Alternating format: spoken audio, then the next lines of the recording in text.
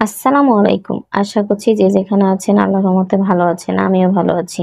রোদে দেওয়া ঝামেলা ছাড়াই আজকে আমি আপনাদেরকে কাঁচামরিচের আচার করে দেখাবো। কাঁচামরিচের আচারটা ভালো লাগলে লাইক, কমেন্ট, শেয়ার করবেন। চ্যানেলটা সাবস্ক্রাইব করা না থাকলে প্লিজ চ্যানেলটা সাবস্ক্রাইব করে পাশের বেল আইকনটি প্রেস করে রাখবেন। তাহলে নতুন রান্না আপলোড করার সাথে সাথে নোটিফিকেশন চলে যাবে। আর ফেসবুক থেকে দেখলে পেজটি ফলো করে রাখবেন। আমি এখানে আধা কেজি কাঁচামরিচ নিয়েছি, গোটা কোনো কাটিনি। আর ভালোভাবে ধুয়ে পরিষ্কার করে নিয়েছি। দিয়ে দিচ্ছি আদা কুচি। রসুন 250 গ্রাম, 2টা লেবু রস করে নিব তাই কেটে রেখেছি। তেঁতুল দিলাম 100 গ্রাম। এখন চুলার উপর একটা ফ্রাই প্যান দিয়ে দিলাম সরিষার তেল 1/2 লিটার। 5 ফোড়ন দিচ্ছি 1.5 চা চামচ। 5 ফোড়নটা যখন ভালোভাবে ভাজা হয়ে যাবে, ঘ্রাণ বের হবে, তখন আমি দিয়ে দেব রসুন। আর অবশ্যই এখানে ভিনেগার দিবেন। আমি রসুনটাকে দিয়ে দিলাম। এখানে 5 ইঞ্চির মতো আদা চিকন করে কেটে নিয়েছি। এখন ভালোভাবে নেড়ে দিতে হবে। তেলটা গরম হয়েছে কত বুঝতেই পারছেন, ফুলে উঠেছে। কাঁচামরিচগুলোকে দিয়ে দিলাম। আর অবশ্যই কাঁচামরিচটাকে ধুয়ে শুকিয়ে নেবেন। পানি যেন না থাকে সেদিকে খেয়াল রাখবেন। আমি এখন মরিচগুলাকে ভালোভাবে নেড়ে দিচ্ছি। আর যেহেতু এটা সরিষার তেল একটু ফুলবে, দিয়ে দিচ্ছি লবণ 1 চা চামচ। আবারও ভালোভাবে নেড়ে দিতে হবে। আপনারা চাইলে কিন্তু স্টেপ বাই স্টেপ তেল দিতে পারেন। আমি একেবারেই তেলটা দিয়ে দিয়েছি, তাহলে আপনার আচারটা কিন্তু দীর্ঘদিন থাকবে। 1/2 কাপ ভিনেগার দিয়ে দিলাম। ভিনেগার দেওয়ার পরেও কিন্তু ভালোভাবে নেড়ে দিচ্ছি। যখন আমার মরিচের সবুজ কালারটা চেঞ্জ হয়ে আসবে তখন আমি মসলা এড করব। আমার মরিচের কালারটা চেঞ্জ হয়ে এসছে, আমি দিয়ে দিলাম হলুদ 1 চামচ। সরিষা গুঁড়া দিলাম 2 চা চামচ। আপনারা এখানে চাইলে কিন্তু সরিষাটাকে পেস্ট করে নিতে পারেন। যদি আপনি এটা পেস্ট করে নেন তাহলে অবশ্যই ভিনেগার দিয়ে পেস্ট করে নেবেন। দিয়ে দিলাম চিনি 1/2 কাপ। আর সব মসলা দেওয়ার পরে কিন্তু ভালোভাবে আমি নেড়ে দিচ্ছি। আমার এদিকে মরিচের আচারটা হতে আমি কিন্তু এখানে তেঁতুলটাকে এখন পেস্ট করে নেব।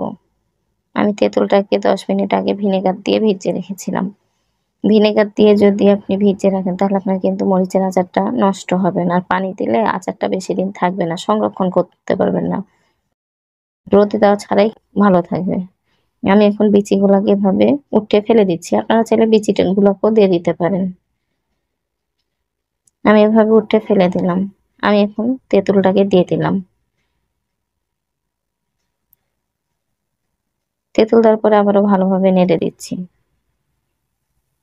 দিয়ে দিলাম ভাজা জিরা গুঁড়া 1/2 চামচ। 5 ফোড়নের গুঁড়া দিলাম 1 চা চামচ। এখন ভালোভাবে নেড়ে দিতে হবে। দিয়ে দিলাম লেবুর রস 2 চা চামচ। আমি এখন ভালোভাবে নেড়ে দিচ্ছি। আর অবশ্যই মরিচের আচারটা আপনি মিডিয়াম আঁচে করবেন। এভাবে যদি আপনি আচার করেন দীর্ঘদিন আচারটা ভালো থাকবে, সংরক্ষণ করা যাবে। আর যদি এখানে আপনি কোনো পানি এড করেন তাহলে কিন্তু মরিচের আচার বেশিদিন থাকবে না। আর অবশ্যই খেয়াল করেছেন আমি এখানে পানি ব্যবহার করিনি। ভিনেগার দিয়ে আমি ভিজিয়ে রেখেছিলাম। আমার আচারটা হয়ে গেছে। আচারটা হওয়ার পর আমি চুলার উপর রেখে দিয়েছিলাম 10 মিনিট মতো। দেখেন 10 মিনিট পরে আমার আচারের কালারটা কতটা সুন্দর এসেছে। যখন আমার আচারটা ঠান্ডা হয়ে যাবে তখন আমি বয়ামে ঢুকিয়ে রাখবো। আপনারা চাইলে বয়ামেও ঢুকাতে পারেন, আবার টিফিন বক্সেও রাখতে পারেন। আমার আচারটা ঠান্ডা হওয়া পর্যন্ত অপেক্ষা করছি। আমি একটু নেড়ে চেড়ে দিচ্ছি। আর নাড়ার পরে বুঝতে পারছেন আমার আচারটা কতটা সুন্দর হয়েছে আর কতটা পারফেক্ট হয়েছে। আমি এখন বয়ামে ঢুকিয়ে নিব। আধা কেজি মরিচে এরকম 2 বয়াম আচার হয়েছে। আমি আচারটাকে ঢুকিয়ে নিচ্ছি। আর এভাবে আচার বানিয়ে যদি আমরা রুটির সাথে বা সাদা ভাতের সাথে খাই তো মরিচের আচারটা ভালো লাগে। মরিচের আচারটা টক থাকে, মিষ্টি থাকে, সবকিছুর সাথেই ভালো লাগে। আমি আরেকটা বয়ামে ঢুকিয়ে নিলাম। এটা হচ্ছে ফাইনাল লুক। আশা করছি মরিচের আচারটা ভালো লেগেছে। মরিচের আচারটা ভালো লাগলে অবশ্যই লাইক দিবেন, লাইক দিতে ভুলবেন না। যারা চ্যানেলটা সাবস্ক্রাইব করেছেন তাদেরকে তো অসংখ্য ধন্যবাদ। আর যারা চ্যানেলটা সাবস্ক্রাইব করেননি প্লিজ চ্যানেলটা সাবস্ক্রাইব করেন। আপনাদের একটা সাবস্ক্রাইব আমার জন্য অনেক মূল্যবান। আর যদি আমার চ্যানেলে নতুন হয়ে থাকেন তাহলে অবশ্যই চ্যানেলটা সাবস্ক্রাইব করে পাশের বেল আইকনটি প্রেস করে রাখবেন। তাহলে নতুন রান্না আপলোড করার সাথে আপনার কাছে নোটিফিকেশন চলে যাবে। আর কমেন্ট করে জানাবেন কাঁচামরিচের আচারটা কেমন হয়েছে। আল্লাহ হাফেজ।